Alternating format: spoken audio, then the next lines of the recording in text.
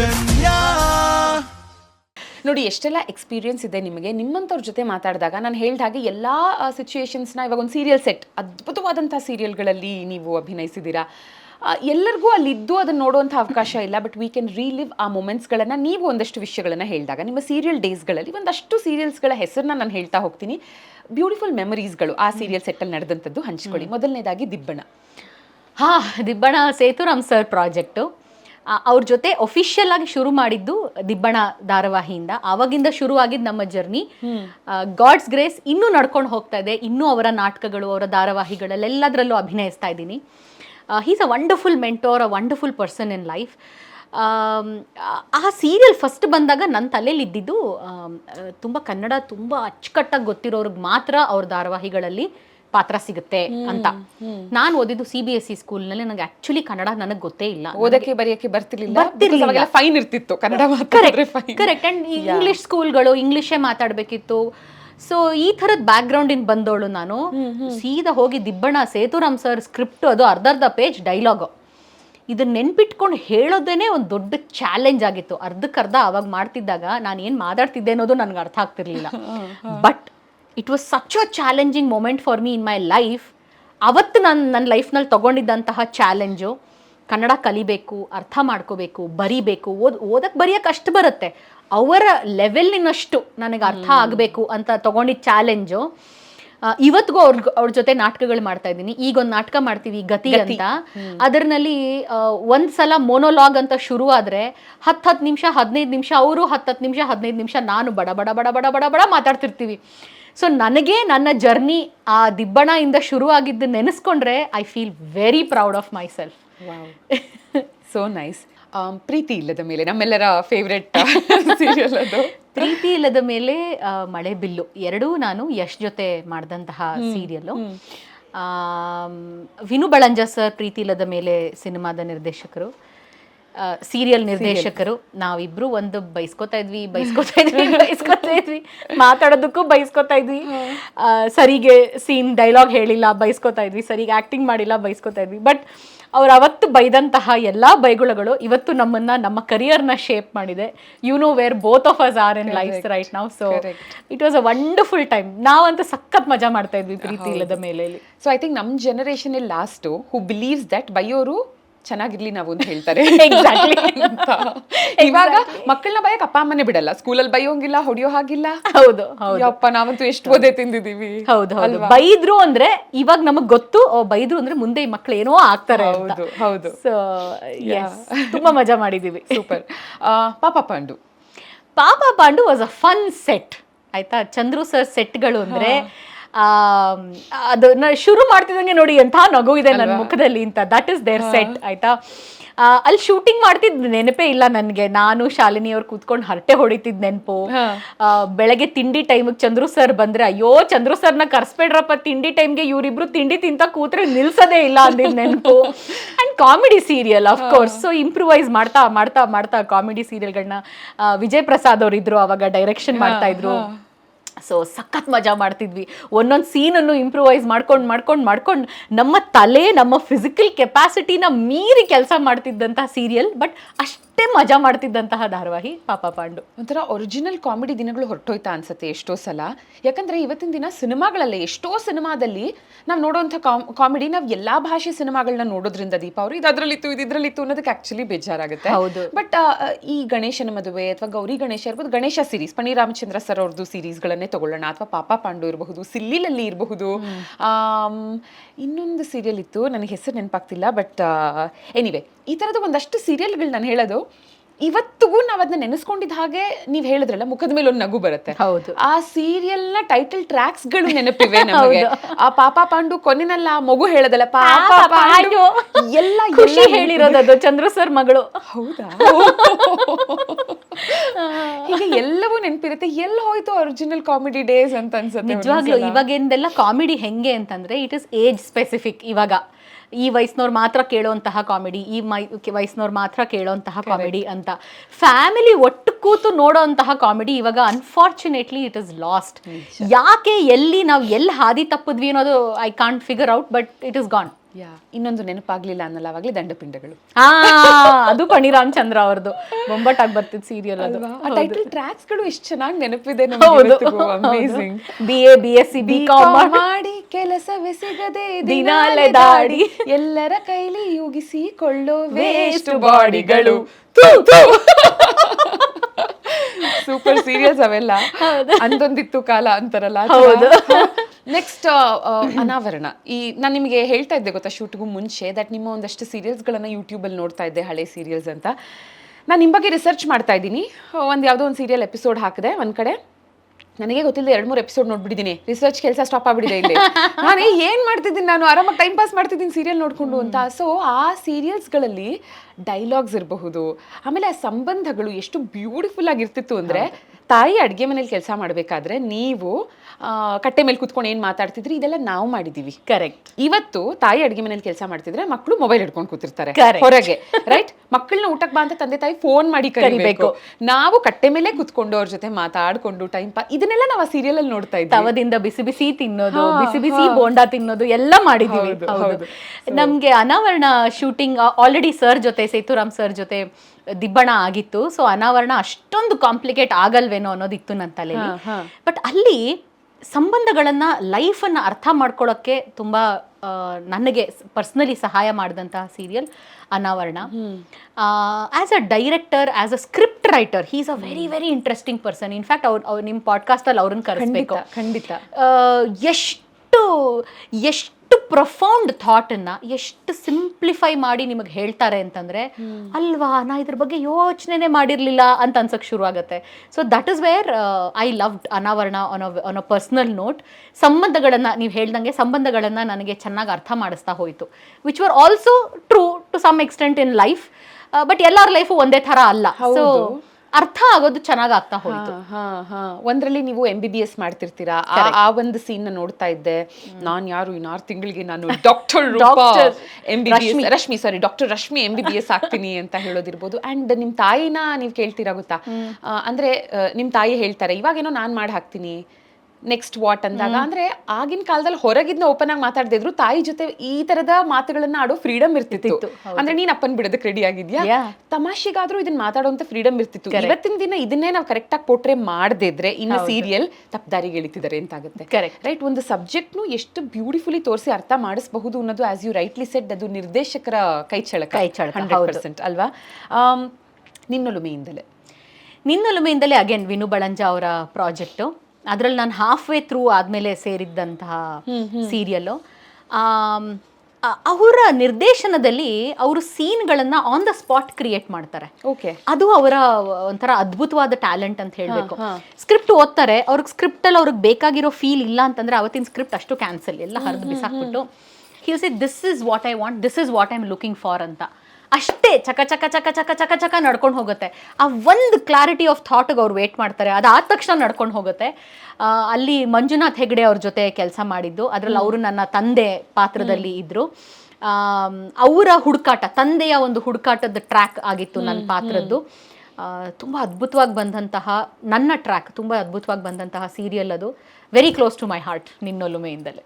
ಅವಾಗ ಹೆಸರುಗಳು ಎಷ್ಟು ಬ್ಯೂಟಿಫುಲ್ ಆಗಿರ್ತಿತ್ತು ಅಂದ್ರೆ, ನಿನ್ನೊಲುಮೆಯಿಂದಲೇ ಅಂತಿದ್ದ ಹಾಗೆ ನಿನ್ನೊಲುಮೆಯಿಂದಲೇ ಬಾಳು ಬೆಳಕಾಗಿರಲು, ಹಳೆ ಹಾಡುಗಳು ಕೂಡ ನಮಗೆ ನೆನಪಾಗುತ್ತೆ. ಅಂಡ್ ನೆಕ್ಸ್ಟ್ ಕಮ್ಸ್ ಸುಬ್ಬಲಕ್ಷ್ಮಿ ಸಂಸಾರ.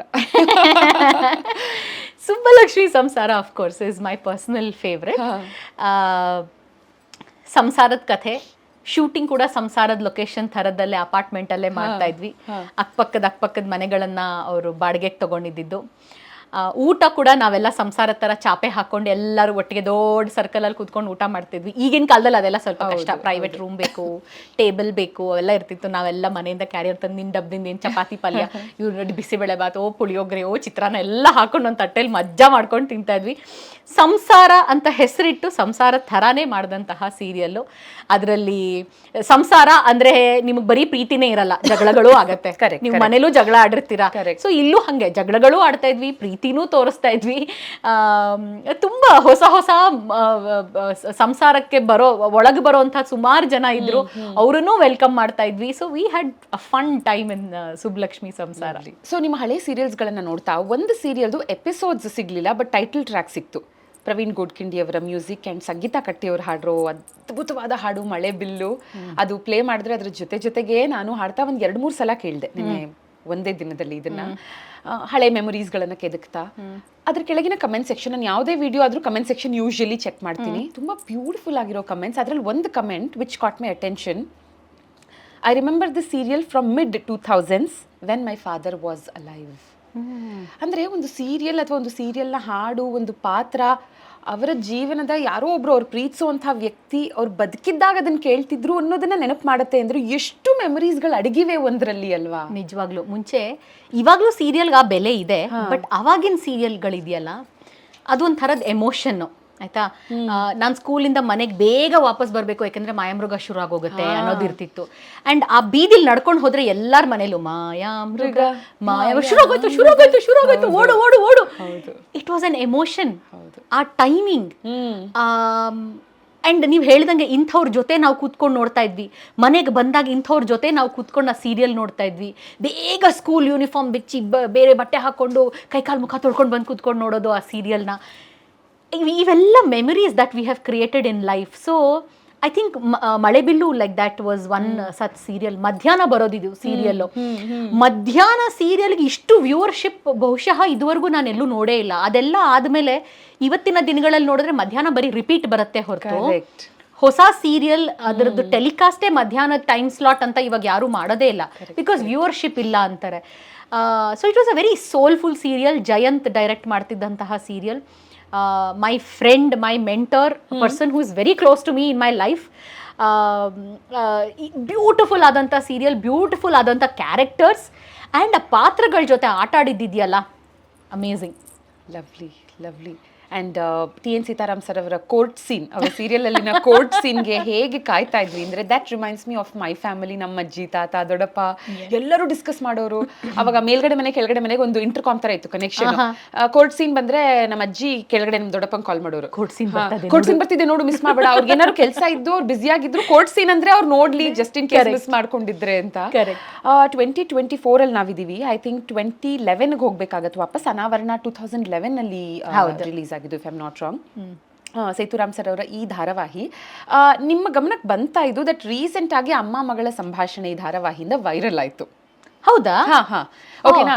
ಸೊ ಈ ಡೈಲಾಗ್ ನಾನು ಅದರ ಪ್ರಿಂಟ್ ಔಟ್ ತೆಗೆದಿದ್ದೀನಿ, ಬಟ್ ನಿಮ್ಮ ಧ್ವನಿಯಲ್ಲಿ ಅದನ್ನ ಕೇಳಬೇಕಂತ. ಇವತ್ತಿನ ದಿನಕ್ಕೂ ಎಷ್ಟು ಆಪ್ಟ್ ಆಗಿ ಸೂಟ್ ಆಗುವಂತಹ ಒಂದು ಡೈಲಾಗ್ ತುಂಬಾ ವೈರಲ್ ಆಯ್ತು ಸೋಷಿಯಲ್ ಮೀಡಿಯಾದಲ್ಲಿ.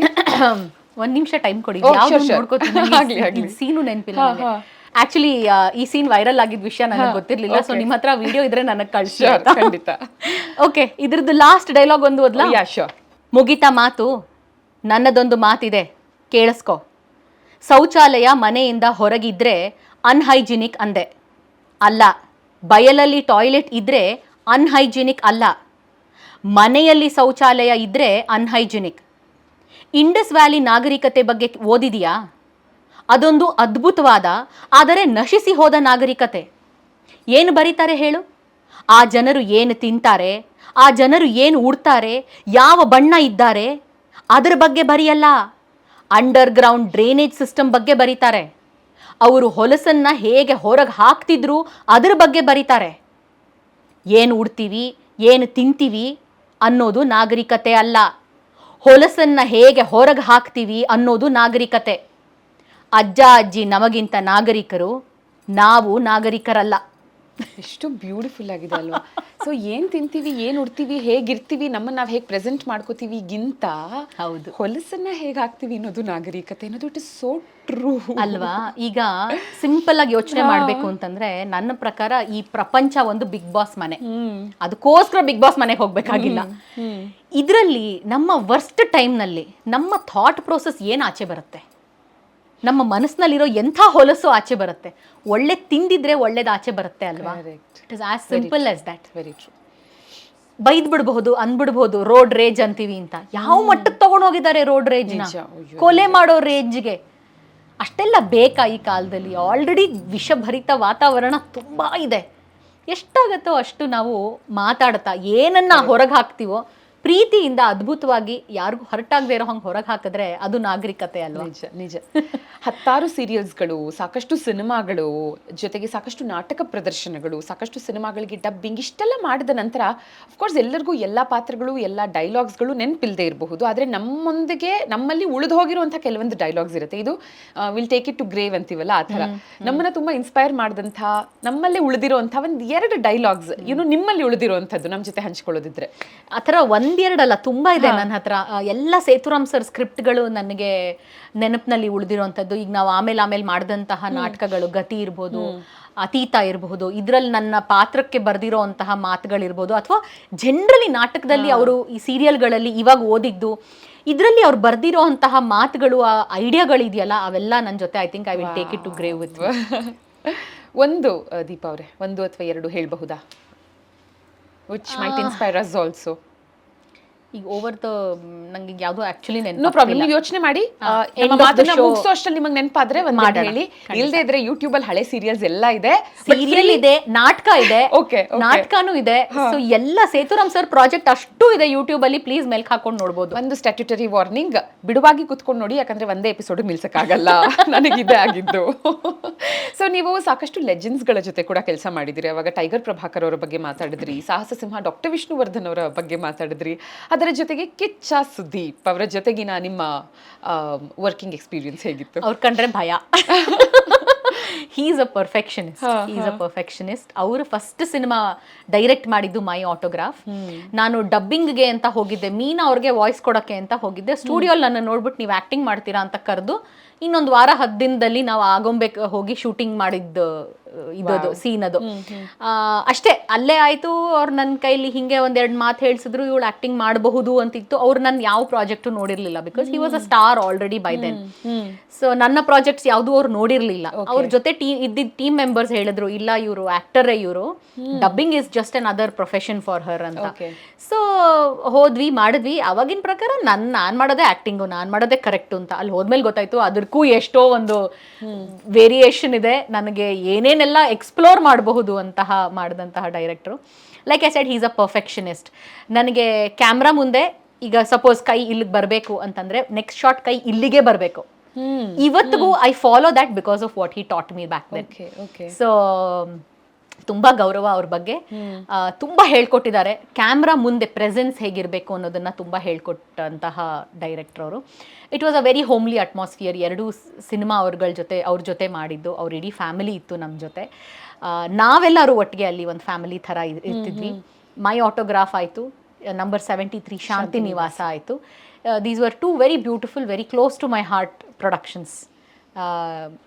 ಅದರಲ್ಲಿನ ನನ್ನ ಅಭಿನಯ ಇರಬಹುದು, ನನ್ನ ಪಾತ್ರ ಇರಬಹುದು, ನನಗೆ ತುಂಬ ಮೆಚ್ಚುಗೆ ಆದಂತಹ ಸಿನಿಮಾಗಳು ಅವೆರಡು.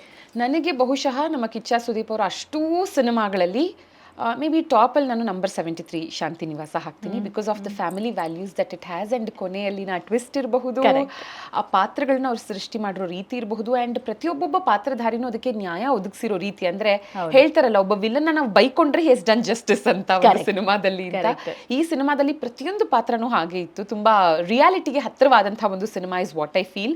ಯಾಕಂದ್ರೆ ಇದ್ರಲ್ಲಿ ಒಂಥರ ಹೀರೋಯಿಸಮ್ ಆಗ್ಲಿ, ಅನ್ನೆಸೆಸರಿ ಹಾಡುಗಳಾಗ್ಲಿ, ಅದು ಯಾವುದು ಇಲ್ಲದೆ ಒಂದು ಸಿನಿಮಾನ ಹೇಗೆ ಕಟ್ಕೊಡ್ಬೇಕೋ ಹಾಗೆ ಕಟ್ಕೊಟ್ಟಿದ್ದಾರೆ is what I feel. Yes, beautiful.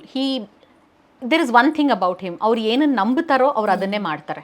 Correct. So he believes in a lot of family values, believes in a lot of system ಆ ಥರ. And that is what he was trying to show. I think ಎಲ್ಲ ನಿರ್ದೇಶಕರಲ್ಲಿ ನಾವು ಅರ್ಥ ಮಾಡ್ಕೋಬೇಕಾಗಿರೋದಿದೆ. ಅವ್ರು ಏನನ್ನ ನಂಬುತ್ತಾರೋ ಅದನ್ನೇ ಅವರು ತೆರೆ ಮೇಲೆ ತರೋ ಪ್ರಯತ್ನ ಮಾಡ್ತಾರೆ. ಕರೆಕ್ಟ್. ಆ್ಯಂಡ್ ಒಂದು ಕಥೆ ಅವ್ರನ್ನ ಇಂಪ್ರೆಸ್ ಮಾಡಬೇಕು ಫಸ್ಟ್, ಅದಾದ ನಂತರ ನಮ್ಮನ್ನ ಇಂಪ್ರೆಸ್ ಮಾಡಬೇಕು. I think as a director ಅಥವಾ ಒಂದು ಸಿನಿಮಾನ ಚೂಸ್ ಮಾಡೋದ್ರಲ್ಲಿ, ಸಬ್ಜೆಕ್ಟ್ನ ಚೂಸ್ ಮಾಡೋದ್ರಲ್ಲಿ ಹಿ ವಿನ್ಸ್ ಎವ್ರಿ ಟೈಮ್. ಇನ್ಫ್ಯಾಕ್ಟ್ ಅವರ ಹಳೆ ಸಿನಿಮಾಗಳು ನೋಡಬಹುದು ನೀವು. ಅಂದ್ರೆ ಅವ್ರು ಇನಿಷಿಯಲಿ ಶುರು ಮಾಡಿದಾಗಿಂದ ಇದುವರೆಗೂ ಸಿನಿಮಾಗಳನ್ನ ನೋಡಬಹುದು. ಎಲ್ಲವೂ ಫ್ಯಾಮಿಲಿ ಎಂಟರ್ಟೈನರ್ಸ್ ಏನೆ. ಹೀರೋ ಹೀರೋಯಿನ್ ಕಾನ್ಸೆಪ್ಟು, ಈ ತರ ಸಾಂಗ್ ಆ ಥರ song, it's just the generation requirement ಅಂತ ಅವರೆಲ್ಲ ಮಾಡಿರ್ತಾರೆ ಹೊರತು the whole film as such ಅಂತ ನೋಡಿದ್ರೆ ಎಲ್ಲವೂ family entertainers. Okay. And Ramesh Aravind ಅವರು my all-time favorite hero. Ramesh sir, love him so much. ಚಿಕ್ಕ ಹುಡುಗಿ ಇದ್ದಾಗಿಂದ ಅವ್ರ ಜೊತೆ ಕೆಲಸ ಮಾಡ್ತಾ ಇದ್ದೀನಿ. ಶ್ರೀರಸ್ತು ಶುಭಮಸ್ತು ಇಂದ ಸ್ಟಾರ್ಟ್ ಆಯ್ತಾ? ಶ್ರೀರಸ್ತು ಶುಭಮಸ್ತು, ದೀಪಾವಳಿ ಎರಡೂ ಪಿಕ್ಚರ್ಗಳಲ್ಲಿ ಅವ್ರ ಜೊತೆ ಆಕ್ಟ್ ಮಾಡ್ತಿದ್ದೆ. ನಂಗೆ ಈಗಲೂ ನೆನಪಿದೆ, ದೀಪಾವಳಿ ಸಿನಿಮಾ ಪ್ರಮೋಷನ್ಸ್ ಬೇರೆ ಬೇರೆ ಊರುಗಳಲ್ಲಿ, ಅವಾಗೊಂದು center A, center B, center C ಅಂತ ಕರೀತಾರೆ. ಆ ಥರ ಬೇರೆ ಸೆಂಟರ್ಸ್ಗೆ ಹೋಗ್ತಿದ್ದಾಗ ಇವರು, ನಾನು ಅಂಡ್ ಒಂದಷ್ಟು ಜನ ಟೀಮ್ ಮೆಂಬರ್ಸ್ ಒಟ್ಟಿಗೆ ಹೋಗ್ತಿದ್ವಿ. ಬೇರೆ ಯಾರು ಇರ್ತಿರ್ಲಿಲ್ಲ ಸಿನಿಮಾ ಟೀಮ್ ಇಂದ ಅಂತ, ಸರ್ ನಾನು ಇಬ್ರೆ ಅಂಡ್ ಬೇರೆ team members would just accompany us from the cost. ನಾವು ಇಬ್ರೆ ಹೋಗ್ತಿದ್ವಿ. ಹೋಗಿ ಅಲ್ಲಿ ಮಾತಾಡ್ಸೋದು, ಜನರ ಮುಂದೆ ಮಾತಾಡೋದು ಹೆಂಗೆ, ಅವ್ರ ಜೊತೆ ಇರೋದು ಹೆಂಗೆ. ನಾ ಇನ್ನೂ ಚಿಕ್ಕ ಹುಡುಗಿ ಆವಾಗ, ಇವ್ರ ಸ್ಟೇಜ್ ಮೇಲೆ ಬಂದ್ರೆ ಹೋ ಅಂತ ಕಿರ್ಚೋರು. ಸೊ ನನಗೆ ಅದೊಂಥರ ಲೈವ್ ಎಕ್ಸ್ಪೀರಿಯನ್ಸ್. ಇಲ್ಲಿ ಆಡಿಯನ್ಸ್ ನೋಡ್ತೀನಿ, ಇಲ್ಲಿ ರಮೇಶ್ ಅವ್ರನ್ನ ನೋಡ್ತೀನಿ, ವಾವ್ ಇಂಥವ್ರ ಜೊತೆ ನಾನ್ ಸ್ಟೇಜ್ ಮೇಲೆ ನಿಂತಿದ್ದೀನಿ ಅನ್ನೋ ಫೀಲಿಂಗು. ಆ್ಯಂಡ್ ಅವ್ರ ಜೊತೆ ಕೆಲಸ ಮಾಡಕ್ ಮುಂಚೆಯಿಂದಾನು ಅವ್ರ ಅಮೃತವರ್ಷಿಣಿ ಪಿಕ್ಚರ್ ಆಗಿರಬಹುದು, ಅಥವಾ ಮಾಲಾಶ್ರೀ ಅವ್ರ ಜೊತೆ ಮಾಡಿರೋ ಪಿಕ್ಚರ್ಗಳಿರಬಹುದು, ಅದನ್ನೆಲ್ಲ ನೋಡೇ ಬೆಳೆದೋಳು. ಸೊ ಅವ್ರನ್ನೊಂಥರ ನೋಡಿದ ತಕ್ಷಣ ಈ ಒಂದು ಎಮೋಜಿ ವಿತ್ ಹಾರ್ಟ್ ಐಸ್ ಆಗ್ಬಿಡುತ್ತೆ ಗೊತ್ತಾ. You just start looking at him like that. He is an iconic personality in Kannada film industry. I can just not stop talking about him. ಅವರ ಟೈಮ್ ಶಿಸ್ತಿರಬಹುದು, ಕೆಲಸದ ಶಿಸ್ತಿರಬಹುದು, ಅವರ memory, ಓ ಮೈ god, ಅಷ್ಟು ವರ್ಷಗಳ ಕಾಲ I have grown with him. ಅಂದರೆ ಚಿಕ್ಕ ಹುಡುಗಿ ಇದ್ದಾಗ ನೋಡೋದಕ್ಕೂ ಒಂದಷ್ಟು ವರ್ಷಗಳಾದ ನಂತರ ಅವ್ರು ನನ್ನ ನೋಡಿದಾಗ್ಲೂ, ಏ ದೀಪಾ ಹೇಗಿದ್ಯಾ, ಈಗ್ಲೂ ಹಂಗೆ ಮಾತಾಡಿಸ್ತಾರೆ. He is just brilliant. ಅವರಿಂದ ಕಲಿಯೋದು ಸಾಕಷ್ಟಿದೆ. ಅವರ ನಿರ್ದೇಶನದಲ್ಲಿ ಡಬ್ಬಿಂಗ್ ಮಾಡಿದ್ದೀನಿ ನಾನು. I love him as a person, as an actor, as a director. ನಾ ಹೇಳ್ದಂಗೆ ತುಂಬ ತುಂಬ ಕಲಿಯೋದಿದೆ ಅವ್ರ ಹತ್ರ. ಅವರು ಸುಮ್ಮನೆ ನಿಂತ್ಕೊಂಡು ಇವಾಗಂತೂ ಅವ್ರು ಇನ್ಸ್ಟಾಗ್ರಾಮ್ ಅಂಡ್ ಫೇಸ್ಬುಕ್ ಅಲ್ಲೆಲ್ಲ ನೋಡಿದ್ರೆ ಇನ್ಸ್ಪಿರೇಷನಲ್ ಟಾಕ್ಸ್ ಮಾಡ್ತಾರೆ ಅವರು. ಅದನ್ನ ಹಾಕೊಂಡು ಕೇಳೋದೇನೆ ತುಂಬಾ ಖುಷಿ ಅನ್ಸುತ್ತೆ. So he is growing as a man and he is growing his community also. ಅದು ತುಂಬಾ ಖುಷಿ ಆಗುತ್ತೆ ಅವ್ರ ಬಗ್ಗೆ. He is just fantastic. ಈಗಿನ ಜನರೇಷನ್ಗೆ ಬೇಕಾದಂತಹ ಆ್ಯಪ್ಟ್ ಹೀರೋ. ಈಗ ಯೂಶಲಿ ನಾವು ಯಾರನ್ನಾದ್ರೂ ಐಕಾನಿಕ್ ಫಿಗರ್ ಅಂತ ಮಾಡ್ಕೊಂಡು ಅವ್ರು ನಮ್ಮ ಐಡಲ್ಲು ಅಂತ ಅನ್ಕೊಳ್ಳೋಕ್ಕೆ ಒಂದಷ್ಟು ಲಕ್ಷಣಗಳಿರಬೇಕು ನನ್ನ ಪ್ರಕಾರ. He fits the bill for me in everything. So ನಂಗೆ ಅವ್ರು ಏನು ಮಾಡಿದ್ರು ಕಾಪಿ ಮಾಡೋಕ್ಕೆ ನಂಗೆ ಬೇಜಾರಾಗಲ್ಲ. ಅವ್ರು ಏನು ಹೇಳಿದ್ರು ಅದನ್ನು ವಾಪಸ್ ಇನ್ಯಾರಿಗಾದ್ರೂ ಹೇಳಕ್ಕೆ ಬೇಜಾರಾಗಲ್ಲ. Because he makes so much sense. So that is how much he is knowledgeable. I look up to him every time. ಅಂದರೆ ದೀಪಾ ಅವ್ರೆ, ನಾವು ಆಗಲೇ ಡಿಸ್ಕಸ್ ಮಾಡಿದಾಗೆ world has become such a negative place. ಇವತ್ತಿನ ದಿನ ಎಲ್ಲಿ ಬೇಕಾದರೂ ಕೂತು ಯಾರು ಏನು ಬೇಕಾದರೂ ಕಮೆಂಟ್ ಹಾಕ್ತಾರೆ, ಒಬ್ಬರು ಇನ್ನೊಬ್ಬರ ಬಗ್ಗೆ ಮಾತಾಡೋದಿರಬಹುದು. ಇದೆಲ್ಲ ಹೆಚ್ಚಿರುವಂಥ ಟೈಮಲ್ಲಿ ಕೆಲವರು ಮಾತ್ರ ಪ್ರತಿ ಹಂತದಲ್ಲೂ ಪಾಸಿಟಿವಿಟಿನ ಸ್ಪ್ರೆಡ್ ಮಾಡ್ತಿರ್ತಾರೆ. I think he is one such person ಅಲ್ವಾ? Absolutely. Both on screen, off screen ಪಾಸಿಟಿವಿಟಿನ ಹಂಚುವಂತಹ ವ್ಯಕ್ತಿ ಅವರು. ಕರೆಕ್ಟ್.